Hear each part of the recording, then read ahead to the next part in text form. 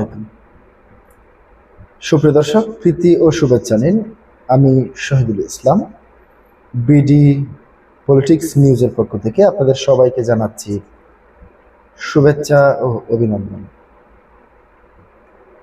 আজকে আমি যে বিষয়টি নিয়ে আপনাদের সামনে আলোচনা করব সেটি হচ্ছে অন্তর্বর্তীকালীন সরকারকে টিকার ব্যাপারে সতর্ক করে 5টি চিঠি দেওয়া হয়েছিল টিকা সরবরাহকারী প্রতিষ্ঠান ইউনিসেফ।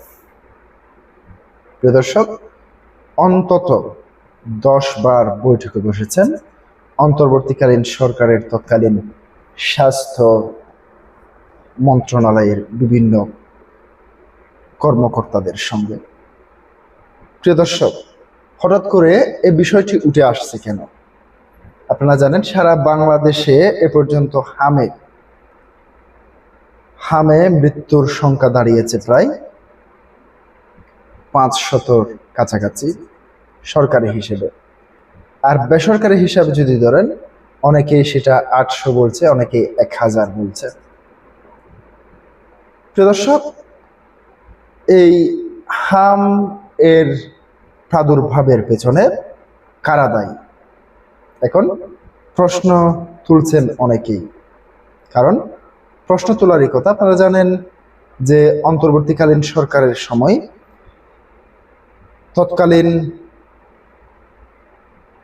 সরকারের যারা স্বাস্থ্যমন্ত্রী মন্ত্রণালয় থেকে শুরু করে অন্তর্বর্তীকালীন সরকারের শীর্ষ পর্যায়ের নেতৃত্বে যারা ছিলেন, তারা হামের টিকা কিনে নেয়।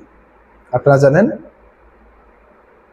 যে সরকারি ক্ষমতায় এসেছে সে সরকারে হামসহ দেশের যে সমস্ত সম্ভাব্য মহামারীগুলি আসতে পারে সেগুলির টিকাগুলি সরকার সবসময় মজুত করে রেখেছে এবং যথাযথভাবে সেটি শিশুদেরকে প্রয়োগ করে আসছিল।